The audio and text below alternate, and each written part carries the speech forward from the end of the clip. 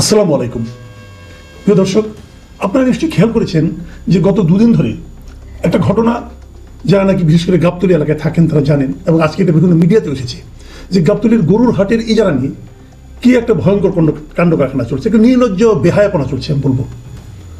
এই গরুর হাটের ইজারা দেওয়ার জন্য যে প্রতিষ্ঠান সর্বোচ্চ দরদাতা হয়েছিল তাকে নানা ছুতা না পায় আমাদের এখানে যে নতুন যে প্রশাসক নিয়োগ করা হয়েছে মোহাম্মদ এজাজকে, এই ভদ্রলোককে যে কেন এখানে প্রশাসক নিয়োগ করা হয়েছে, কোন যোগ্যতায় নিয়োগ করা হয়েছে, এটা এখনো আমার কাছে মানে আমি বুঝে উঠতে পারি না। যাক, সে আলোচনা আমি একটু পরে আসছি।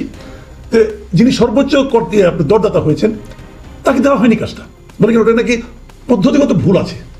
ঠিক আছে, পদ্ধতিগত ভুল আছে, তারপর কি করছেন উনি নিজেদের লোক দিয়ে ওটা দিয়ে এখন অন্তর্বর্তীকালীন হিসাবে মানে নতুন করে আবার ইজারা দিবেন, সেটা ডাকবেন, ডাকতে ডাকতে আগামী কোরবানি ঈদ চলে যাবে, কোরবানি ঈদের পরে আসবে কেউ একজন, টাকাটা কি হবে। যদি কোরবানি ঈদই চলে যায়, এই হাটের ইজারার সবচেয়ে বড় ইনকামটা হয় কোরবানি ঈদকে কেন্দ্র করে। এখন যদি কোরবানি ঈদ চলে যায় তারপরে কি সেই টাকাটা আসবে, সেই দর আর কেউ দেবে না। সর্বোচ্চ দরদাতা প্রায় 22 কোটি টাকা দর দিয়েছিলেন, কিন্তু সেটা বাদ দিয়ে এখন উনি উনার লোক দিয়ে তুলতেছেন। যদি 22 কোটি টাকা হয়ে থাকে সেক্ষেত্রে দেখা যায় আমাদের ভ্যাট ট্যাট সমস্ত যোগ করলে পরে যে টাকাটা হয়, তখন দেখা যায় দৈনিক ওখান থেকে ইজারা উঠে প্রায় 7 লাখ টাকার মতো দৈনিক হিসাবে। আর উনি এখন করছেন কি, খাস আদায় করছেন, ওনার লোকজন দিয়ে খাস আদায় করছেন, এবং সেখানে হচ্ছে গত 6 দিনে উঠছে 5 লাখ টাকা। বুঝলেন এই ব্যাপারটা, মানে হরিলুটের কোন অবস্থা। এবং আরো ইন্টারেস্টিং হলো যে এই কাজটা যারা করছেন তারা হলো ওই দরপত্রের অংশ নিয়েছিলেন, তার মধ্যে যিনি তৃতীয় হয়েছেন তাদের লোকজন, মানে যাদেরকে এজাজ সাহেব দিতে চেয়েছিলেন, মানে উনি যাদেরকে দেওয়ার জন্য আগ্রহ প্রকাশ করেছিলেন, ওনারা বোধহয় বিট করেছিল 14 লাখ সামথিং, 14 কোটি সামথিং, আর সেখানে সর্বোচ্চ দর উঠে গেছে 22 কোটি টাকা। তাহলে তখন তো হবে না, 22 কোটি যে দিয়েছে তাকে না দিতে পারবেন না, অতএব বাতিল করে উনি কি বললেন যে একটা এই ধরনের বিজ্ঞপ্তি দিলে পরে সেখানে সেন্ট্রাল প্রকিউরমেন্ট টেকনিক্যাল ইউনিট নামে একটা সব প্রতিষ্ঠান আছে, তাদেরকে এখানে চেক করে নিতে হবে, সেই চেক করিয়ে নেওয়া হয় না, অতএব চলবে না। মানে এই ধরনের কাজ, এই ধরনের এই দর মানে আপনার গাবতলীর দরপত্রে এর আগে কখনো প্রয়োজন পড়েনি, এটা এজাজ সাহেব আবিষ্কার করেছেন। মূল লক্ষ্যটা কি? মূল লক্ষ্যটা হলো যে ঈদের আগ পর্যন্ত, ঈদ পর্যন্ত আর কোনো ইজারাই দিবেন না ওখানে, উনি ওনার লোক দিয়ে খাস লোক দিয়ে উঠাবেন, টাকাই টাকা। তো এরকম একজন লোককে এখানে প্রশাসক কে নিয়োগ করলো? দেখুন, এই প্রশাসক নিয়ে, সিটি কর্পোরেশন প্রশাসক নিয়ে নানা ধরনের নাটক কিন্তু আমরা দেখছি। আমি একটু আগে থেকে বলি, ডিটেল বলা প্রয়োজন আছে বলে আমি মনে করি। 5ই আগস্টের পর এই নতুন অন্তর্বর্তীকালীন সরকার দায়িত্বে এসে সমস্ত সিটি কর্পোরেশনের মেয়র যারা হয়েছিল তাদেরকে বাতিল করে দিলেন, কমিশনারদেরকে বাতিল করে দিলেন, পৌরসভা যেটা আছে মানে মিউনিসিপ্যালিটি সেগুলো সব বাতিল করে দিলেন, কমিশনারদেরও বাতিল করে দিলেন। কিন্তু দেখেন, কমিশনার কিন্তু একটা নির্দলীয় পদ ছিল, এরা কিন্তু কোনো মার্কা নিয়ে কাজ করেনি। যারা মেয়র হয়েছে মেয়ররা মার্কা ছিল, কিন্তু কমিশনারদের কোনো মার্কা ছিল না। কমিশনার বাদ এরা সবাই নাকি স্বৈরাচারের দোষর। তাহলে আপনি ইউপি চেয়ারম্যানগুলিতে, যেগুলো নাকি চেয়ারম্যান পদগুলিতে নৌকা মার্কা অথবা অন্য কোনো মার্কা দলীয় প্রতীক দিয়ে যারা জিতেছিল, তাদেরটা বাতিল করলেন না কেন? কোনো জবাব নেই, ইচ্ছা হলো করে দিলেন। আচ্ছা, করে দিলেন, করে যে দিলেন তারপর আপনারা কি করলেন? বিভিন্ন জায়গায় প্রশাসক নিয়োগ করলেন। প্রশাসক কারা? সরকারি কর্মকর্তারা। ভালো কথা, এটা হলো এক ধরনের জবাবদিহিতা আছে, কেউ অন্যায় করলে তার হয়তো কেউ ধরতে পারবে, সরকারি কর্মকর্তা হিসেবে তার বিরুদ্ধে ব্যবস্থা নেওয়া যাবে, এগুলো সব ঠিক আছে। কিন্তু ঢাকা উত্তরে প্রশাসক নিয়োগ করা হলো একজন বেসরকারি ব্যক্তিকে, যার কোনো ধরনের এ ধরনের প্রশাসনিক কোনো অভিজ্ঞতাই নাই। তাকে কেন নিয়োগ করা হলো কেউ জানে না। কেউ নিয়োগ করলেন? এই স্থানীয় সরকার মন্ত্রণালয়ের যিনি উপদেষ্টা আছেন আসিফ মোহাম্মদ সজীব ভুইয়া, তিনি জনপ্রশাসন মন্ত্রণালয়ের সচিবকে নিজে হাতে চিঠি লিখেছেন। আমি সেই চিঠিটা একটু আপনাদের পড়ে শোনাই, তাহলে বুঝবেন। তিনি লিখেছেন, এই বছরের 23শে জানুয়ারি চিঠি লিখেছিলেন। তিনি লিখেছেন, প্রিয় সিনিয়র সচিব, আপনি নিশ্চয়ই অবগত আছেন যে আমি স্থানীয় সরকার, পল্লী উন্নয়ন, সমবায় মন্ত্রণালয় এবং যুব ও ক্রীড়া মন্ত্রণালয়ের উপদেষ্টার দায়িত্বে নিয়োজিত আছি। মানে আগে নিজের পরিচয়টা দিয়ে দিচ্ছেন যে উনি কত পাওয়ারফুল। তারপরে বলছেন, আপনার অবগতির জন্য জানাচ্ছি যে স্থানীয় সরকার বিভাগের ঢাকা উত্তর সিটি কর্পোরেশনের কার্যাদি সম্পূর্ণকরণের জন্য প্রশাসক হিসাবে একজন দক্ষ ও অভিজ্ঞ কর্মকর্তা পদায়ন করা প্রয়োজন। ভালো কথা। জনাব Mohammad Ejaz, chairman river and delta research centre, Sher-e-Bangla Nagar, Dhaka, একজন দক্ষ ও অভিজ্ঞ কর্মকর্তা। উনি যে দক্ষ এবং অভিজ্ঞ কর্মকর্তা, এটা আসিফ মোহাম্মদ সাহেব জানলেন কিভাবে? উনি কখনো ওনার সঙ্গে কাজ করেছেন নাকি? ওনার যে কাজ, ওনার যে এনজিও, সেই এনজিওটা এই ধরনের কাজের সঙ্গে সম্পৃক্ত ছিল কখনো? জীবনেও না। উনি কি বলছেন? তিনি কর্মজীবনে অনেক গুরুত্বপূর্ণ কাজের সঙ্গে যুক্ত ছিলেন। কি কি গুরুত্বপূর্ণ কাজের সঙ্গে যুক্ত ছিলেন? আমি আসিফ মোহাম্মদ সজীব ভুইয়াকে চ্যালেঞ্জ দিয়ে বলতে চাই, আপনি বলুন উনি কি কি গুরুত্বপূর্ণ কাজ করছেন এই জীবনে।